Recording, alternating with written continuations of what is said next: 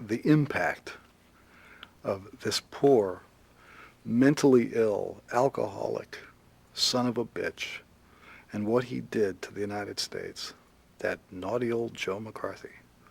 I could never forgive that guy. You were about 13, 14, 15 when he was doing his damage. Yeah. At the time, did you feel you were politically aware?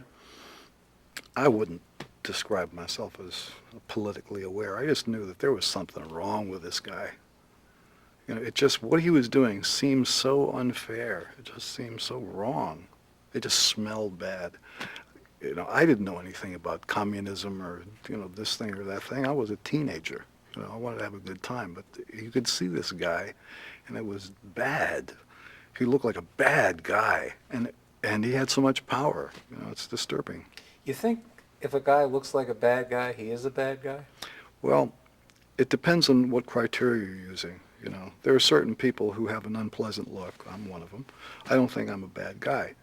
But McCarthy was a different kind of a bad guy. I mean, this was a bad guy.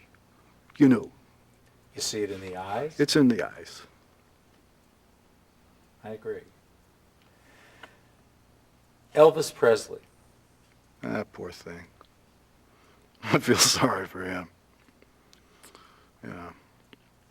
First of all, without the assistance of Lieber and Stoller, I don't think you would have had an Elvis Presley. Without somebody to write the songs that he was singing, and without the black artist who pioneered those songs, like his biggest hit, Hound Dog, he wasn't the first person to record that.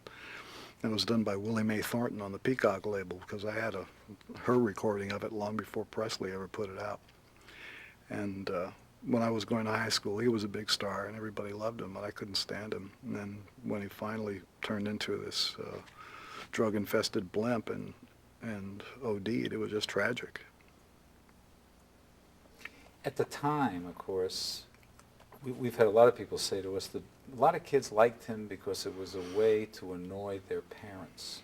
Can you comment on that? Well, I had other ways to annoy my parents, even though that wasn't my main goal in life. I can see why some people would use that, because I believe that was not an idea that a teenager would have come up with. I think they might have read it someplace and said, oh yeah, that's a good reason. I don't think that one doesn't resonate with me as a good answer for Elvis Presley's success. I think it had more to do with the way he looked and his apparent behavior and the way that a teenager might extrapolate the results of that behavior into some imagined wonderful way of life, and they wanted to adopt it and identify with it. I have employed people in my touring organization who were dedicated Elvis fans. One in particular was this young guy who was our bag boy, and his main responsibility was handling the luggage for the touring ensemble. He carried Elvis Presley cassettes, Elvis Presley books, and would virtually set up a shrine to Elvis in every motel that we were in. This is in the 70s, and he believed in Elvis. It's like that was Jesus for him. Which is a responsibility to Elvis. Now you have that responsibility. How do you feel about people who believe strongly in you?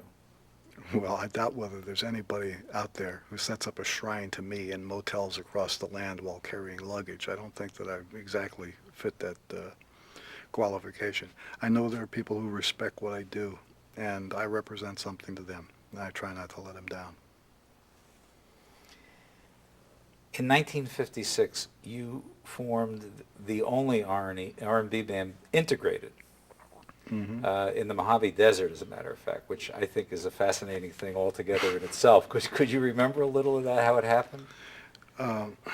Well, most of the people who were the white bread kind of people in the Mojave Desert didn't like rhythm and blues, and the people of color, various colors in that area, did like rhythm and blues. And since we shared this common interest in this type of music, it was only logical that the personnel of the band would be my own personal Rainbow Coalition in 1957-58.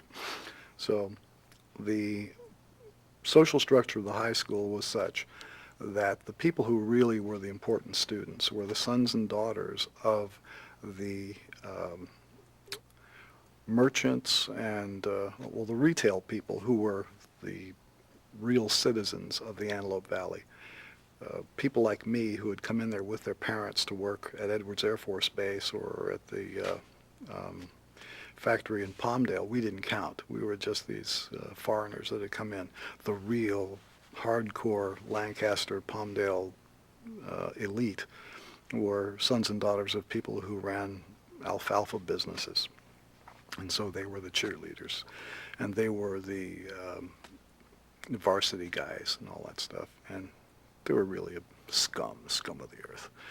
And they were very racist, as I recall. And our first dance, when my multi-ethnic ensemble played at the women's club, we were confronted in the parking lot by all of the guys from the varsity.